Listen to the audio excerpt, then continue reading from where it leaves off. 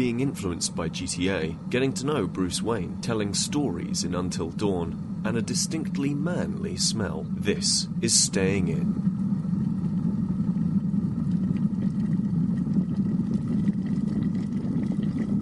So what are you eating? Are you eating onion rings and chips? Well, so I'm not eating chips because we don't have any chips. So I'm eating onion rings, and I've decided... Is that it? Yeah. Is that for dinner? Just You're onion having rings onion and rings? chips. No, I'm also having vegetarian escalops. All right, I know, the Scallops. corn things. Yeah, the corn things. Yeah. But I've decided that onion rings are basically they're like healthy chips in some ways, right? Deep fried onion. Yeah. Go on. Yeah, okay, go on. Let's hear Because the rationale. so obviously the healthiest chip is the sweet potato because it technically counts as one of your 5 a day. It does. So that's fine. But if you want something a little bit naughtier, I think going for a deep fried onion ring, I think that's all right. Like it's not deep fried. It's not empty carbs, is it? It's not all empty carbs. Right. But you're eating chips as well. No, I'm not eating chips as well. So, so so you're right now having you're this- eating your vegetarian corn stuff and onion Yeah. rings. That's your dinner. Yeah. Okay. Yeah. Why can't you just cook an onion? Surely But- the healthy option is just to have onion and not batter it. Well, I didn't batter it, but Referring Yeah. to an onion ring in any way as being healthy is not correct. it's healthier. No, it's not. It all depends what your favourite reference is. Yeah, it's healthier to deep frying a Mars bar and having that as a chip. It's healthier. It's not as healthy as an apple. Okay. Yeah, fine. But it's healthier than a chip. It's like healthier than a regular chip. I'll bet. Is it? I would put good Oh, money right, on okay. it. Did I tell you about the Yahoo Answers question that I found? Which was when I nearly killed my rabbit by feeding it wine by mistake. No, but go on. Right, so had Christmas, had the in-laws over, did all that sort of stuff, and then accidentally covered my rabbit taco in red wine. Oh, yeah, I remember that story, yeah. Yeah, so did all that, nearly ruined everything. But as part of my... I think that nearly ruined the rabbit. Nearly ruined the rabbit. And Christmas, because that's a heck of a faux pas, right? Killing your rabbit on Christmas Day. So I had to look up whether or not rabbits could drink alcohol, because obviously we'd spilled red wine all over him. And he was Constantly just licking itself. And he was just going... and it turns out... So I typed in, can rabbits drink red wine into Google. And there were people on Yahoo Answers who were genuinely asking and answering this question. Well, you were I genuinely asking the question. Yeah, but my question was because I've accidentally spilled red wine on him, right? It was not, which is what this Yahoo Answers question was my rabbit looks like it's getting bored and I sometimes have a glass of wine with dinner. Is it okay to give it a glass of wine as well? I'm all out of water. And I was like, who in that situation, who has been given care of an exotic pet and is thinking, do you know what? This rabbit is pretty good, but do you know what would be even better? If it was drunk. Like, I love the fact that you referred to a rabbit as an exotic pet. it is an exotic pet. It's classed as an exotic pet, Dan. Is it? Are you sure? Yes, it absolutely is classed as an exotic pet. Sam, once you've done Googling your onion ring chip do you want analysis, me to, please find out the exotic nature of a rabbit. The problem with Googling onion ring analysis is that you got to get the right onion ring, because it could be onion rings as in the crisp, or the deep fried snack that Pete's having, or just a ring of onion. Oh, God. Right, here we go. How many onion rings are you eating? I've just had about 10. You've had about 10, right, so that's more than a portion. It says here a portion is 8 to 9 onion rings, Okay. which is 276 That's a lot of calories. onion rings. 276 calories. Calories, okay. Let's compare that with 35 pieces of chips. As in, I'd say that means 35 chips. Yeah. 210 calories. Right. So on the calorie front, you're up That's by fine. about 60. Calories are okay. Yeah. All right. Okay. Bodybuilding. Yeah. Calories are absolutely fine. I mean, you're having more of them. 6.95 grams of saturated fat, which is what you've got to look out for in your onion rings, whereas there's 12 grams in your chips. Yeah, see? Healthy. Again, as I said before, never use the word healthy and onion rings in the same line. Basically, onion rings, more calories, less fat. Now, is a rabbit... I've got a bit of information on this. Apparently, Good. Generally, any pet that isn't a dog, cat, horse, cow, or fish is considered exotic. Anything other than those is considered exotic. Can I just say that some fish are very exotic? Yeah. Yeah. Like, if you had a koi carp in your garden, Dan, I think, A, that's a bit weird because you don't have a garden, really. Do? Yeah. It's not yours. It's not yours. And B, that's an exotic animal. Yeah. That's from an exotic part of the world. Mm. Whereas Pete's rabbit was from Pets at Home. You know that I don't really like Grand Theft Auto 5? But you do like it a bit. I mean, I do like it a bit, but I've got another reason not to like it. Right. Okay. Okay. You mean you've searched out another reason? No, it just happened. It just happened on the off chance today. As you were searching through bad things about GTA 5. Things to hate about the game everyone else loves. How to be cantankerous. No, it's my birthday week. So I thought in my birthday week, I booked the week off. I'll try and get The Witcher 3 completed. Mm-hmm. I can tell you now, it's not going to happen. I mean, I'm not starting it from scratch. I'm about 40 hours in, but I'm nowhere near getting that game completed. But before I was playing Witcher 3, I've been playing Grand Theft Auto 5 quite a bit. And I think this happens a lot when you are playing lots of different games at the same time. Like, I've got about 3 games on the go at the moment. So when you want to sprint in Grand Theft Auto 3, you tap X, don't you? Yeah. That's your sprinting mechanic. Yeah. Right. So I've been doing that for about the last 6 or 7 hours on Grand Theft Auto 5. Hopped into Witcher, and my body was still telling me to keep on tapping X to sprint. But on Witcher, you hold X to sprint. You tap X to pick up stuff that you're walking past. So I was sprinting through towns, just picking up lots and lots of shit. Because I just kept on tapping it, and then I stole something from someone's shop, and he ran me out of town. I was just running, like trying to get to a mission, to a quest, and then suddenly I picked up some cow's milk, and I was like, hang on, I wasn't. And then this guy was like, "You thief there, stop!" And and basically I had to jump on my horse quickly because he was like level 24 merchant, and I'm only a level 16 Witcher. So GTA essentially made you do bad things. A load of GTA stuff. See, but why is that GTA's fault? Maybe it's the Witcher's fault for not having the tap X mechanic. To be honest, one of Witcher's failings is its control scheme, because X does a lot. It not only does it sprint and pick up things, but also it's your mechanic for extinguishing and lighting flames. So that's one of the things that you can do as a Witcher. And because it's set in a medieval-esque world, there's a lot of fire. There's a lot of fire and there's a lot of candles on top of objects that you're trying to loot. So you spend half the time going, loot, flame! No, loot, buy flame! No, loot, flame! No. It's like what would happen if Johnny Torch were real. Like, look what I can do! Come on, guys! There's no superheroes. There's no baddies to fight. So I just thought I'd light stuff all the time. just candles all the time. Did you see that someone's made a candle of the evil Nazi guy's head from Indiana Jones and the Last Crusade? Brilliant. So when it burns, it's a slow recreation of the last scene in that film where he drinks from the Holy Grail. Brilliant. Do you see them, the guys who went to Kickstarter to do a bunch of man-scented candles? Define man-scent. So... So... The whole Kickstarter was around how, you're a real man. You like entertaining the ladies when they come over. Okay, but you don't want any of these girly smells. And, because obviously, you light a candle, it's nice. You get rose or vanilla or, like, clean sheets is one that I saw the other day. White linen. White linen. I found one the other day, just gone on a tangent, that was something like, beautiful wedding. Beautiful wedding? Yeah.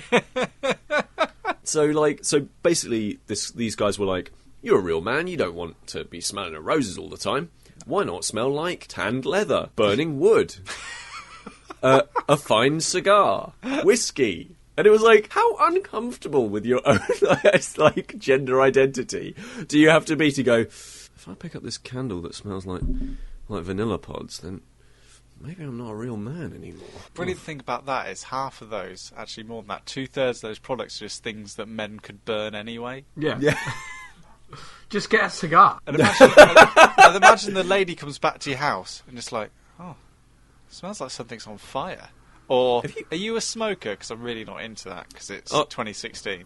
I can smell leather. And then they have to say, no, I don't smoke. Then why does your place stink of cigars? Oh, it's the candle that I bought? Oh, yeah, come and sit down. This one smells like a vintage wine. What? Like, did it make its goal? I think it did, because I think there's a lot of people who, I don't know, maybe I'm wrong, but like, I think it's one of those things of, there are a lot of people out there who want to impress the ladies with candles and nice things, but they don't want to appear to be soft in some way, or to be like sensitive, because obviously hard candles. Yeah, so exactly, it's hard candles.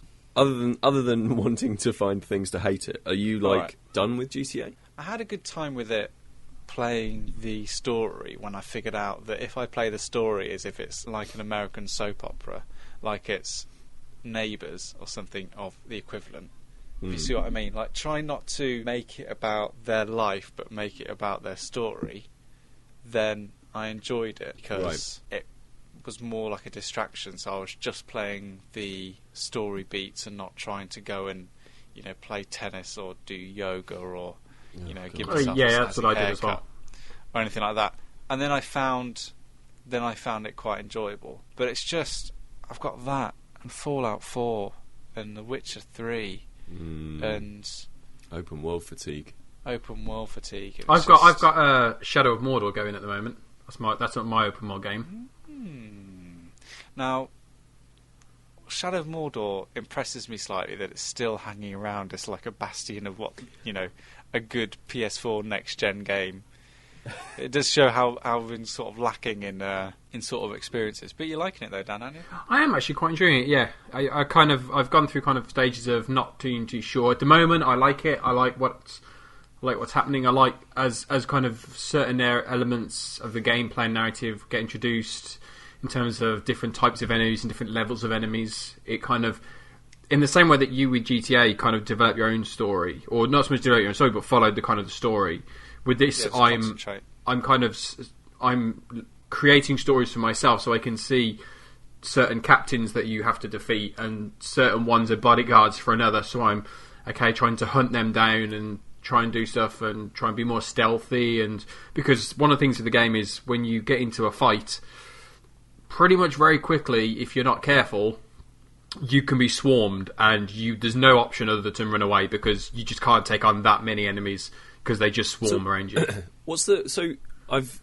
You were describing it to me the other day as it's like Assassin's Creed plus. What was the other thing? Assassin's Creed meets Batman. Did you just turn off after Assassin's Creed? I was like, well, I've already got one. Assassin's Creed, son, I'm there. Just didn't listen to any other part. It's Assassin's Creed meets. By the time I got to Batman, it was he's already on Amazon. He's already purchased it. Prime next day delivery. So Assassin's Creed plus Batman. It's the combat system of Batman and the kind of navigation of Assassin's Creed. So it's the leaping up walls and stuff like that. That sounds really, really good. And on top of that, you've got the whole Nemesis system, whereby you face enemies and certain captains, and if you're ever defeated, whoever defeats you or people you're fighting, they will go up in rank and they will get stronger because they've defeated you, and they will become bigger and badder. And so there are kind of elements where you might face a certain captain 2 or 3 or 4 times, and then suddenly they're really, really, really powerful. So you kind of want to go after them because they're getting a little bit too powerful, and inadvertently you create your own kind of battle between them, a rivalry between you and a specific orc. But surely once you've defeated them, they're killed. Some of them come back. Some of them come back and say, "Hey, you thought you had defeated me?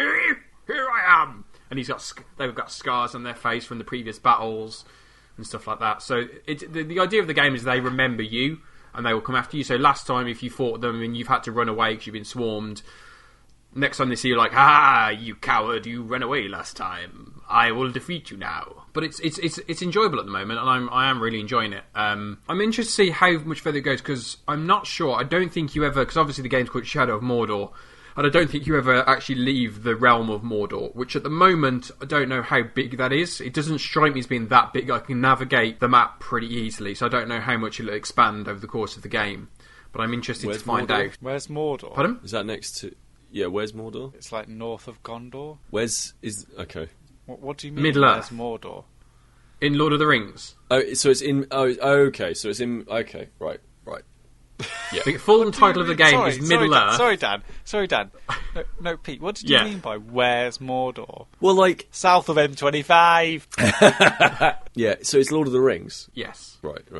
It's set in the world of Lord of the Rings before Lord of the Rings actually takes place. So it's in The Hobbit? No, it's set between The Hobbit and Lord of the Rings, because the character of Gollum appears in the game, and in the game, he has already lost the Ring of Power, which he loses in The Hobbit. That's why I know the timing of it. So it happens in something like the 60 years between the books. I'm showing I know quite a lot about the books here. You are. What other game could that Nemesis system be used in? Because I thought as soon as it was announced and people were raving about it, and it is a great sort of system of combat, because not only does it treat death and sort of repeated trying in, a video game universe really well and makes you feel like you're part of something, but also it gives those opportunities for creating narrative between enemies. But I thought it was going to be used in so many more, like in a game like Batman or something like that this Nemesis Mortal Kombat? Yeah, but the idea is you need to have a game where you're going up against multiple enemies and they have a chance to run away. Yeah. So, I don't know, something like Dynasty Warriors or something like that, but... I think that's why it works. It would need to be like an open world game, and with an open world game, you could throw it into majority of them, because of just the nature of them. You have so many varied characters that would all work with. And I'm surprised something like that has not been used again since. Yeah, it will all be down to whoever publishes that. EA? That's a Warner Brothers joint. Yeah, they probably have trademarked the Nemesis system. I don't think you can trademark mechanics anymore. All right then. Well, it's already stolen the mechanics from Batman, so in the combat. Yeah, exactly. Yeah. But yeah, you would have thought it would have been used a bit more. But hey ho, because like in Assassin's Creed, could it work there? Like you fail, to take down someone, or you fail in and rather than it going desynchronized, there's a consequence to the action. Yeah, no, you absolutely could, and there is an element of consequence in Syndicate, in that you can kill gang leaders relatively early on, but if you don't, then you end up with one big war essentially at the end of clearing out areas. Really? So it makes that you kill them early with like a really opportunistic kill or whatever it is, and then you don't have to fight them later, which.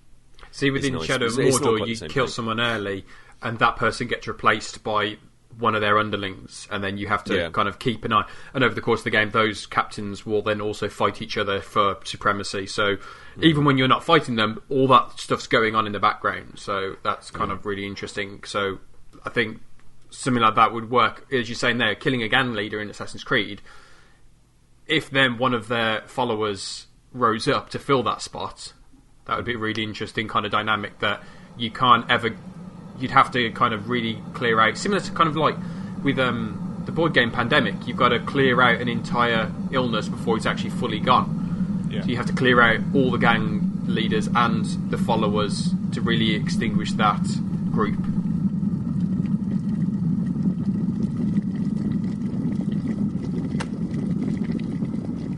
Oh, and I'm playing Until Dawn as well. It's going well. Oh, let's talk about that. It's going well. I've got 2 chapters left. I'm into the final 2 hours. There is 2 hours until dawn. Of the 8 survivors, so far 5 I think are still survived. Okay. So I've lost 3 so far. I'm trying to think if I lost any in the last chapter. I don't think so.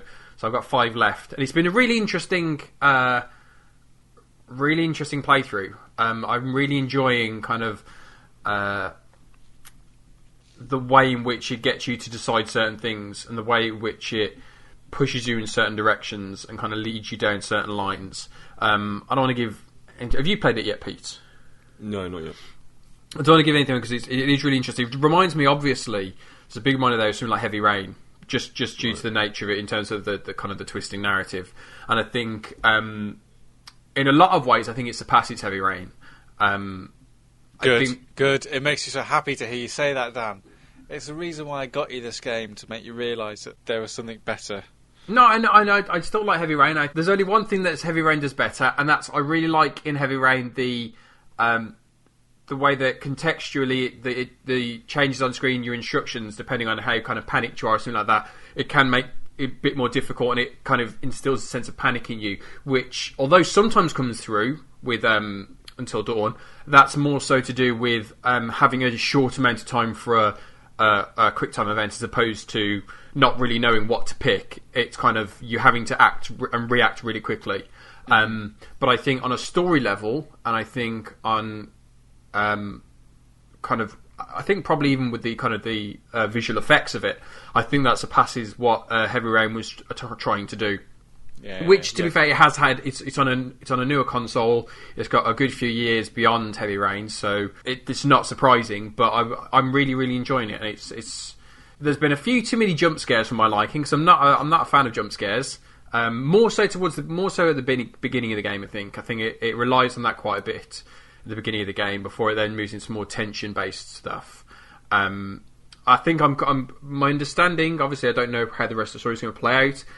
I seem to be coming into the kind of the final act of it, where it's all becoming revealed, and it's just kind of how is it all going to resolve itself. So I'm just kind of going through those final bits now and trying to work out where to end. Actually, I just remembered someone else did die, so I'm down to 4. 4 dead, 4 alive. I just remembered in the last chapter, just before I finished the memorable characters. The last chapter. What are you doing? I kept everyone alive.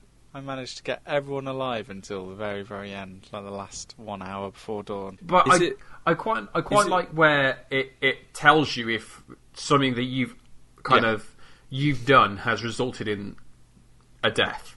So the first person who actually died, it kind of told me what it was that I did that meant they died, and I could kind of see that and say, okay, yeah, I can absolutely see I've made the wrong decision there, and that's how it's led down that line.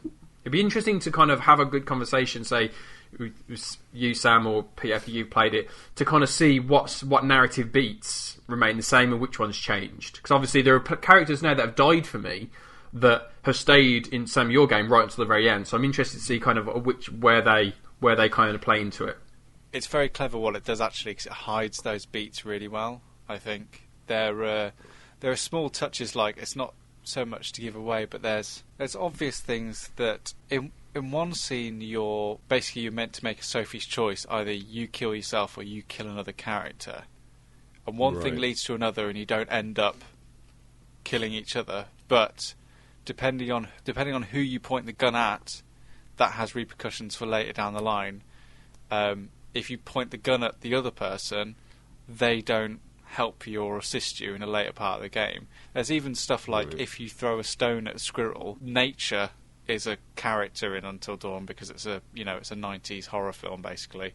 That can have an effect with you down the line. Even stuff of like if you decide to pick stuff up or leave stuff, that has an effect for something that happens on later down the line. And I don't even know if this is true, but even items of clothing that characters are wearing has an effect on their survival. What? In the narrative. My advice to you, Dan, and I didn't give you this to you at the time because, hey, it wouldn't be fun, is to not play it as a night.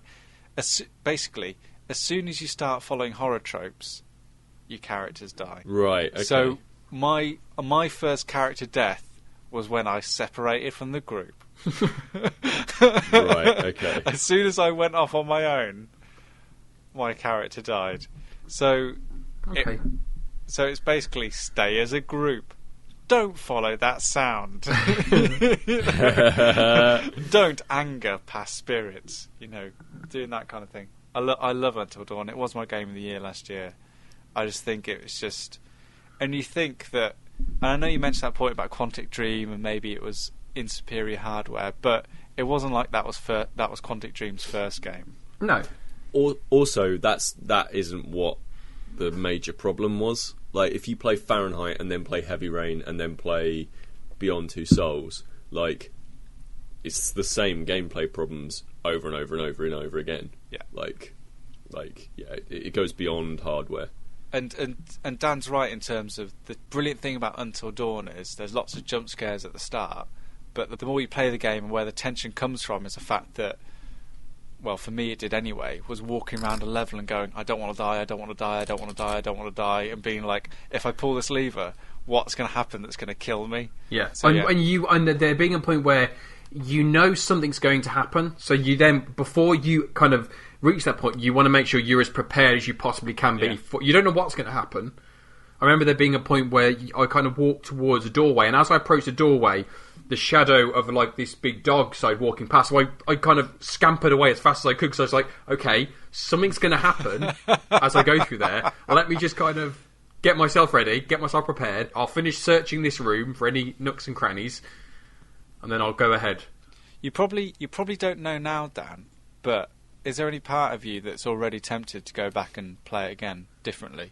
Like, build different relationships to different characters? And I don't think so, and I think that's based on kind of my own feelings towards those kind of games. I rarely ever go back to them and play them through again, because I always like to think those kind of games where you kind of, you're the twisted narrative where you end up in different points, I like to think of that's my experience of a game.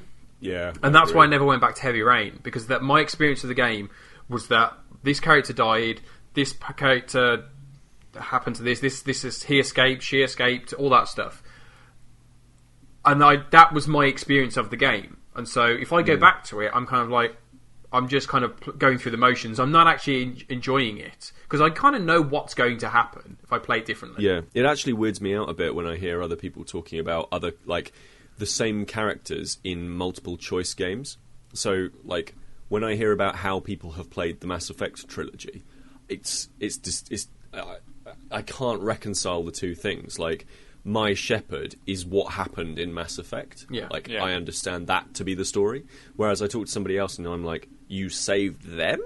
Like, what was it that led you to those decisions? You know, people I talk to have very different universes at the end of Mass Effect 3 than I do, which I think is really cool. But I totally don't get this, like, going back and completing everything just to see everything. It almost feels like you're almost, like, betraying the spirit of the game. I've also been playing, well, I completed Walking Dead Season 2 because I wanted the platinum, really. Right. And then it was only when I was halfway through that I realised that it didn't make Sony's platinum acceptance thing because it was too easy to get a platinum. Apparently that's a thing, that you have to submit your game to Sony and they judge whether it's worth a platinum or not.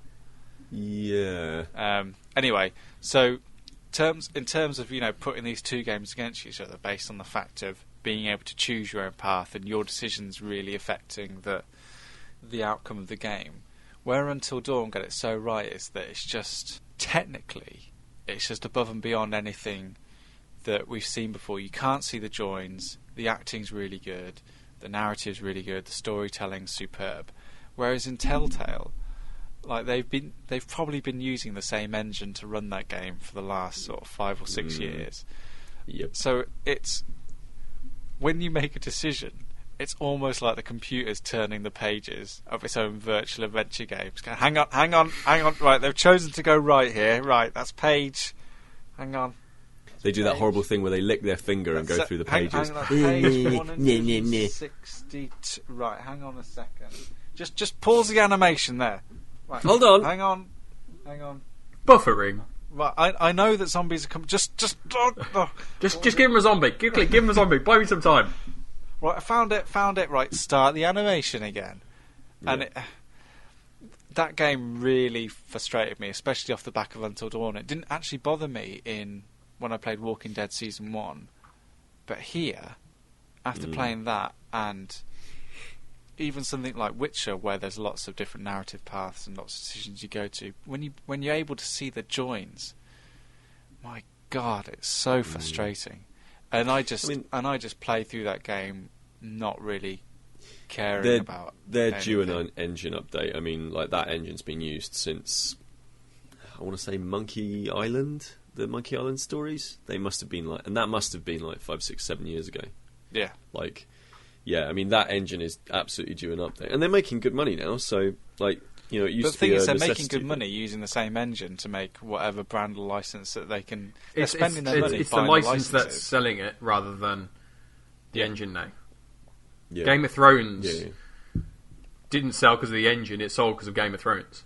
But again, when you compare it to something like Steve Jackson's Sorcery on iOS, which is the only iOS game I've ever bought. Actually, that's a lie. I also bought Bastion, but I think that was only for 69p. But I bought Sorcery 1, 2, and 3 for a tenner on iOS, which is the most money I've ever spent on that device. And that's a choose-your-own-adventure game where it is just lines of text and a small like model of walking across the map. And that was a more in-depth and exciting experience than anything I've ever experienced with a Telltale game. It's Hands down.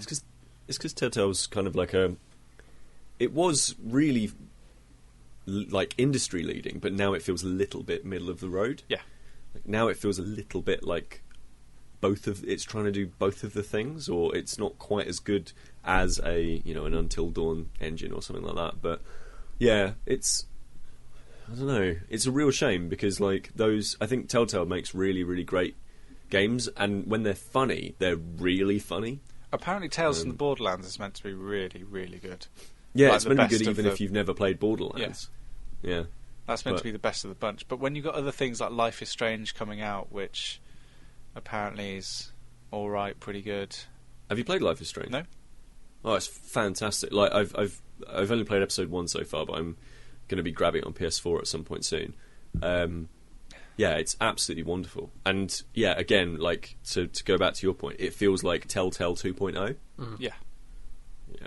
Because that's the thing, you don't want to see the joins, you don't want to see where the game is actively dividing up the pages.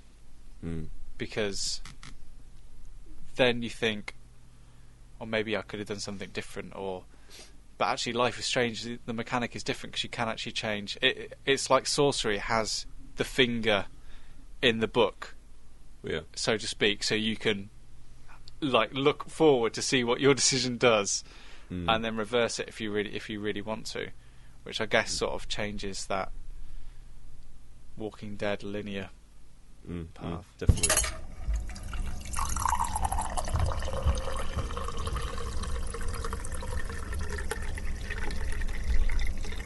I've noticed recently that it is really difficult to get really good information when you are trying to start a new hobby or a new thing that you might be interested in. Well, what are you trying to start? Me and Dan will help you. Okay, okay. We're But your, like, help desk. We're your hobby help desk. so here's something. I'd be- Hello and welcome to Hobby Help Desk. Hello, hobby help desk. How can I help? Oh, okay. Hello, Hobby Help Desk. Hello. So what I've been wanting to do recently Okay. is really understand the Batman mythos. Like, I want to understand Batman as a character. Okay. Okay.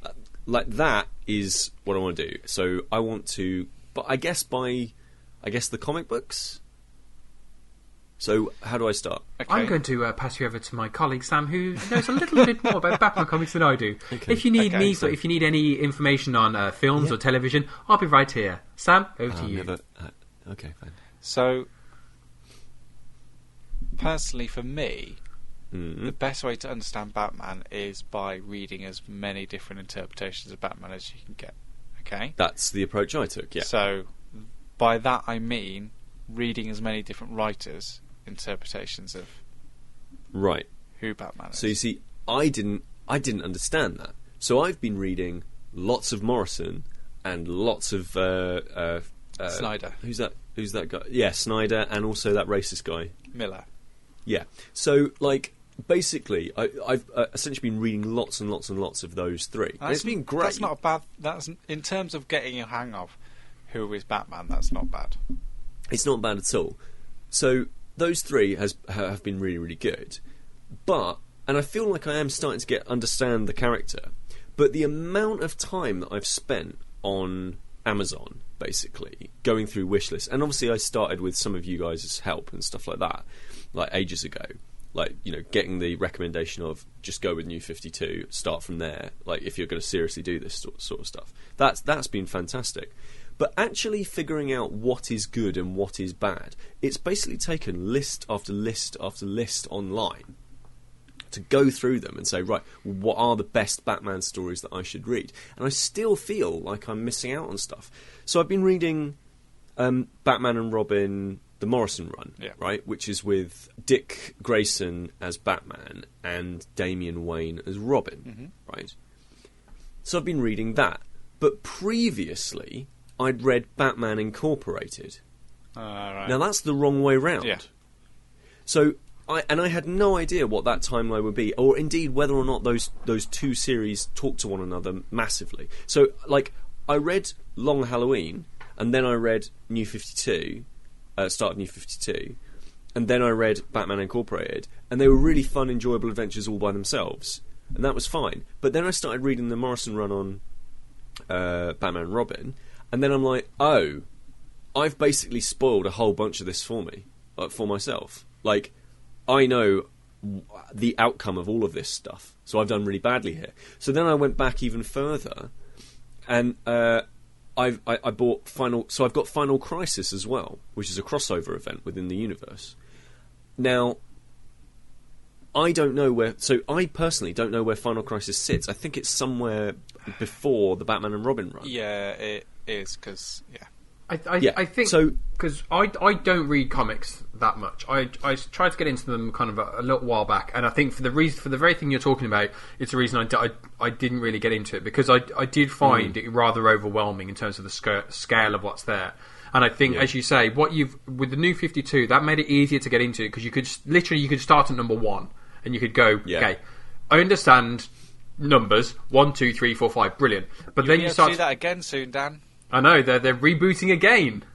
Don't. But they have to do it every few years. But they have that. But then you've also got people talk about the runs, that Long Halloween, or as you say, Final Crisis, or Death in the Family. All these different, more graphic. No, I mean, don't get me wrong. I mean, I don't know the lingo of what you would refer to these kind of things as. But it strikes me as kind of, you've got New 52, but then you've got all these other extra stories.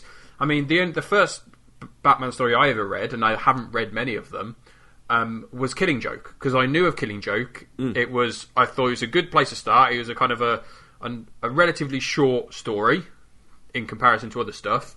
So, for example, I've read kind of the first part of Nightfall as well, which I really enjoyed, but then there was just too much of it, so I kind of left that behind. But I think it's an issue, and I think you mentioned kind of board games and card games and stuff like that. I think it's more of a thing to do with comics, because the scale of comics is so huge. And I think that as you mentioned, a timeline, if you were to line up on a timeline of where all the stories fit, it's very difficult, because they all kind of overlap and they all go all different directions and into different dimensions and cross over into different stuff. That's a very difficult thing to try and get a handle on as a kind of from a wider view. So I think that's really tough, and that's why I've found it really difficult to get into comics. And I've tried for years and years and years, and I do enjoy them. Like, I really do enjoy them, and I've enjoyed them since I started reading them. Like, this was years ago now.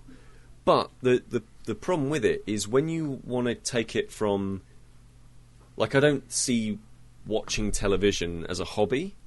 Like, when you want to take it from the casual, I read a couple of comic books or a couple of graphic novels every year, to the, okay, I'm now really interested in this, which is what I've done over the last year or so. It's taking it to that next level. It's really difficult to find that information of, well, where do I start? And it's good to get recommendations from friends and all that sort of stuff. That's great. But it's the, where is an appropriate place to start? Where is, who should I be reading? Because there's a lot of guff between Miller and, like, Morrison taking over, and changing and doing a lot of different stuff. Like, I'm reading Batman Gothic at the moment, and I've just finished it, actually, and and it's good, but you can tell it's Morrison taking over a character who has just got to the absolute ends of his tether. Like, there's nowhere darker for him to go. And obviously, Morrison would then go on and do Arkham Asylum, which like is the ultimate like transitionary phase from now it's not about a character who's super dark and depressed and gothic and all that sort of stuff. He's having this transformative experience which turns him into something else. That's fine, that's great, but like knowing what's good from that big block of stuff, like even the Batman and Robin run isn't brilliant. Like Grant Morrison leaves after book 3. I think so. You know, I think there are places to go, and I think there are tactics that you can use to improve your experience. First off, if you want, just to go back to your previous question, if you want a handle on who Batman actually is, read Nightfall, all 3 massive volumes of it, because that's Batman but not Bruce Wayne. So if you want a handle of what it takes to be Batman, you have to see someone else trying to be Batman. Right. And then you get an idea of, actually being Batman's pretty tough. Yeah. So Nightfall is that's my favourite Batman story of all time. The problem with continuity is that and this is something that I've learned from video games, especially playing lots of open world stuff, like especially The Witcher, which has a massively dense narrative, and every time I turn it on I forget the characters. I just go, I've just forgotten. I just pretend in the world that I've either forgotten or I don't care, or Flame. I trust the narrative. Or I trust the narrative enough that someone will explain to me at some point what's going on. Like at the moment I'm reading Batman and Robin Eternal, which is a weekly comic, and it references lots of other comic books.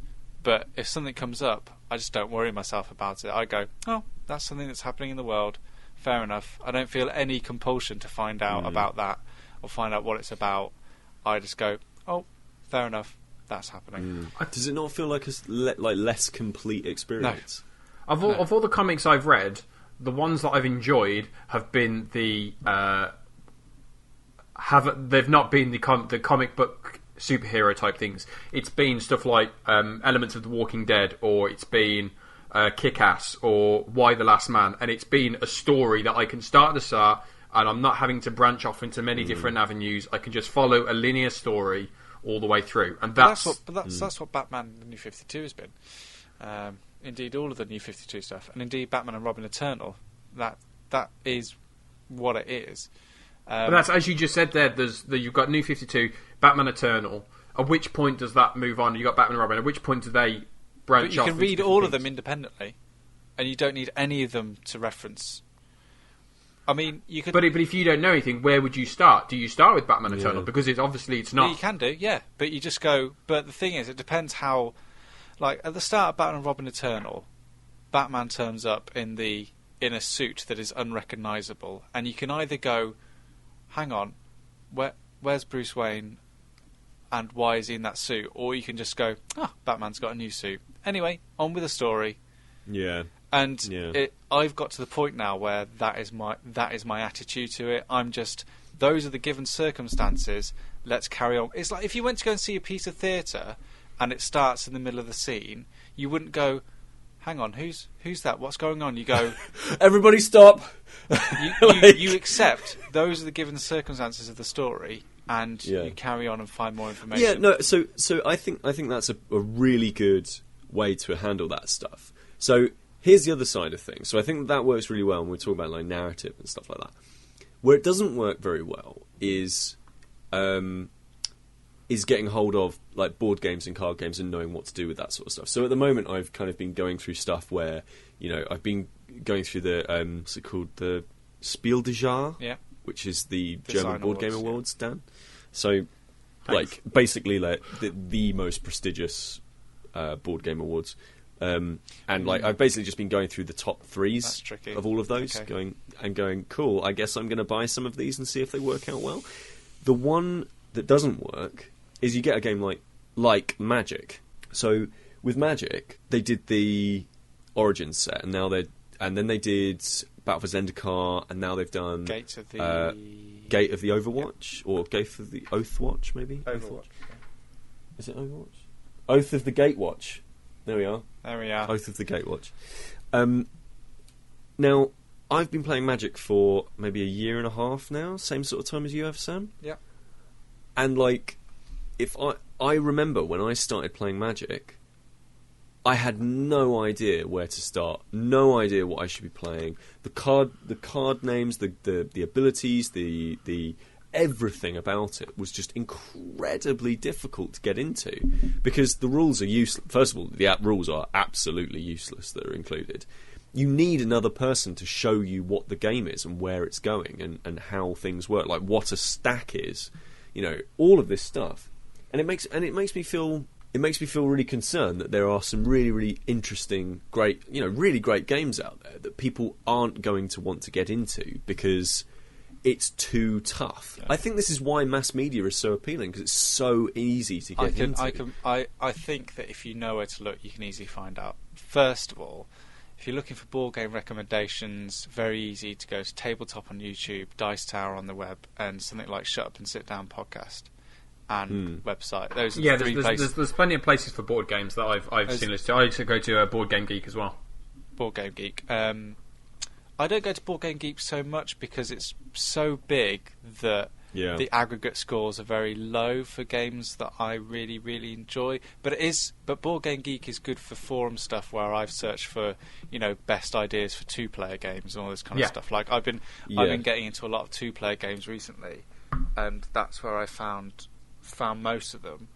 But generally, what I do with board games now is that I find a game that's recommended on BoardGameGeek.com, and then I watch the reviews on Dice Tower, or I see what Shut Up and Sit Down have thought of it, because I know that my views are almost in parallel, and it's not, led me wrong.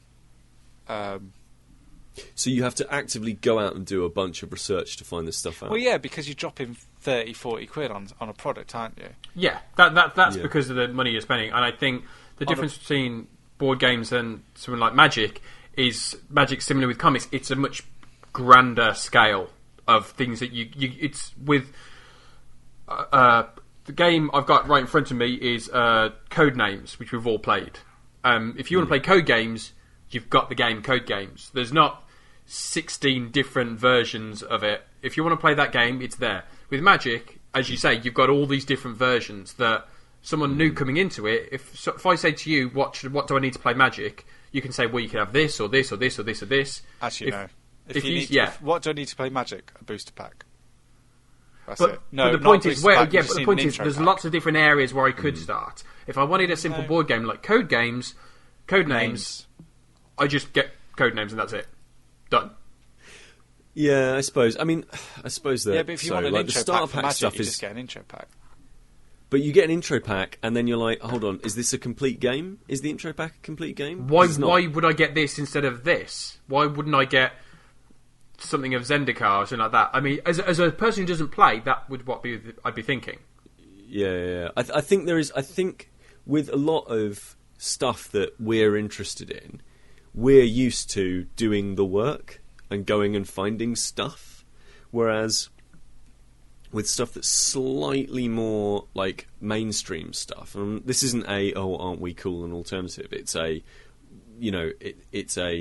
there is pop culture, and then there is stuff that lies underneath that. Like I class what we are interested in the same realms as people who like Hornby rail sets. Yeah. But like it's. There are easier ways. Like if you are interested in Hornby rail sets, then there is research you have to do to get into that stuff. Same with like Magic cards or comic books or whatever it is. Whereas if you want to get into the charts, there's just a radio show that will play absolutely everything that's on the radio. But the radio show does the research. Yes, exactly. There is an avenue that does it for you. Whereas and it's very, very in your face all of the time.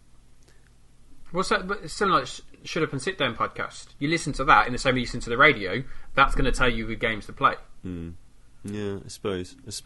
And that's why I think the certain areas that we talked about in comics and Magic and stuff like that, the scale is so big that it's very difficult to get a decent grasp from a relatively simple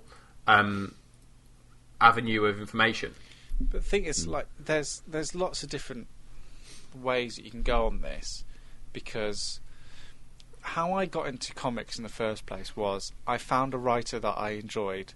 I read their work. So I enjoyed... The first comic I ever read was V for Vendetta.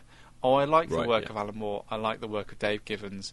Therefore, I am going to read more of their stuff. And then you read more of their stuff, and the rabbit hole goes deeper. So I read V for Vendetta, Watchmen, Killing Joke. Oh, I like Batman as a character. You lead down the whole of Batman. I know, I like the Scott Snyder bloke, or I like the work of Greg Capullo. I go and see the film Kick-Ass. Oh, it's based on a comic book. I'll read that comic book. Oh, who's this Mark Miller guy? Who's John Romita Jr.? Then that follows it down that path. And for me, it's the same with board games. There's certain publishers or there's certain writers of board games that I enjoy, and therefore I'll pick up their work, like the work of Matt Leacock. I really enjoy his games and the way he structures things. So I'll always be on the lookout for games that he is designing also. And Dan will tell me the designer of Codenames, Vivaldi Chichalski or something like that. Vlada Chvátil. There we go. Probably not right at all. I apologise for butchering the name, but sorry, Vlada. Vlada Chvátil. He's made games. I think he's made Pictomania as well, and several others. And so I'm more keen to look at, and it's the same with the designer of another game that me and Chris really enjoy called Lost Cities, and the designer of and like Final and Fantasy Flight games as well, who made Lord of the Rings Confrontation, and who published Netrunner, and who publish I think they publish Game of Thrones card games, all brilliant board games. So I think it's those kind of in terms of getting into the hobby, I think that would be my advice to anyone getting into any hobby, is kind of find one thing you like, whether that's a recommendation from a friend or just something you've seen on tabletop or on a website, and then use that as your avenue to get into it. And Pete, if you want comics to start feeling like your hobby, start a bin at a comic book shop. Because as soon as you start picking up comics every month or twice a month, you'll feel a lot more invested in something that's happening, and you will look forward to that coming out every month. That was Staying In with Daniel Frost, Sam Turner and me, Peter Willington. If you enjoyed this episode, please leave us a review on iTunes or wherever you get your podcasts. Visit stayingin.podbean.com for more information and links to the comics, games, movies and more covered in this episode. And find us on Twitter on @StayingInPod. Thanks for listening.